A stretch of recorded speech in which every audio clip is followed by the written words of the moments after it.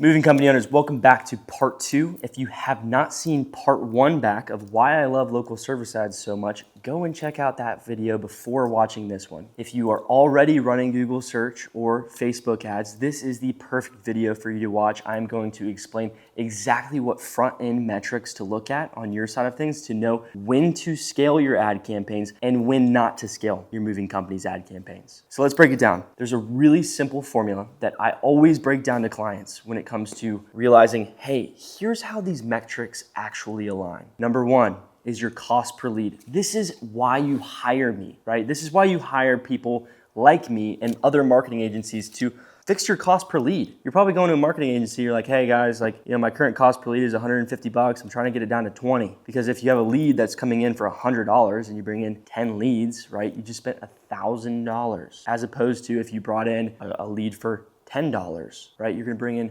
way more leads. That's why you hire us. That's the first part of the equation, is the cost per lead. Now, the other two parts of the equation that you're gonna want to ultimately look at is, 1, what is your average book move value? How much do you sell moves for? This is, unfortunately, I wish it wasn't, it's on your side. So you actually have to figure out how to price your moves properly. What's your hourly rate? Do you have cross sells? Are you upselling anything while you're on the job? Maybe you incentivize your guys to say, realize that, hey, there's no mattress bag right here. Let's pop on an extra mattress bag while we're doing this. It's gonna be an additional 20 bucks for them. So you always wanna think about how to get your average cost per move up, because if we multiply your average cost per lead by your average move value, and then we multiply that by the number of leads that you actually get, you're gonna have your final return on investment. Now that's not quite ROAS. So those are the first two parts of the equation. So just to go over it one more time, it's gonna be your cost per lead. This is what marketing agencies control. Second one is, what is your average booked move value? The third one is your close rate. What percentage of moves are you guys actually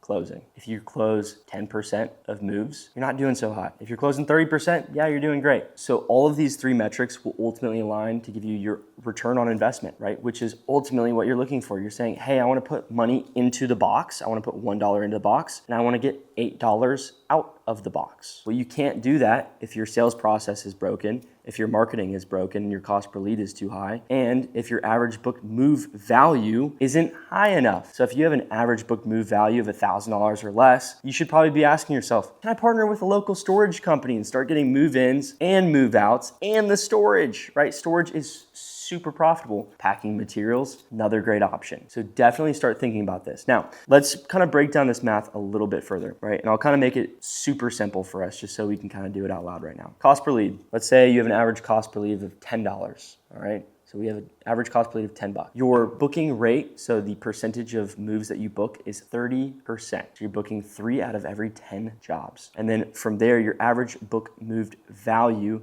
is $1,000.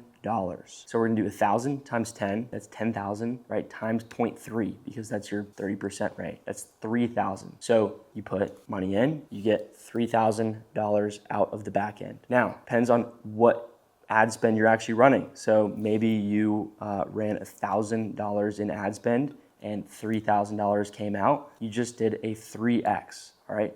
So now what you do is you do 3,000, right? That's your final ROI divided by $1,000, which is how much money you put in, and that's your return on ad spend, or as marketing people like to call it, like me, ROAS. So again, that's gonna be a 3x multiple. So if you go into Vegas, throw some dice down, you put a chip on 1 or 2 or however dice works in Vegas. I've never even played dice in Vegas. I don't know why I decided to use that one, but regardless, bang, $3, come back, right? That's exactly how you want to start looking at the ultimate formula. So how do you know when you need to ultimately start scaling the ad spend? If you have a great close rate, if your average cost per move is high, and you have a good cost per lead, you probably wanna dump as much money into your ads as fucking possible. Inject the capital that you currently have into the ads because it makes you profit. If one of these three things are broken in your company, you do not wanna put more money into ad spend. You wanna make sure that you've dissected the real problems. Is the marketing agency's fault with the cost per lead? Is it your fault because your sales rep isn't closing it high enough and they don't have a script that they're able to follow? Or are you guys just not charging enough because you're not thinking outside the box or training your guys well enough to do upsells on the job? So 3 really important things to think about. End of the day,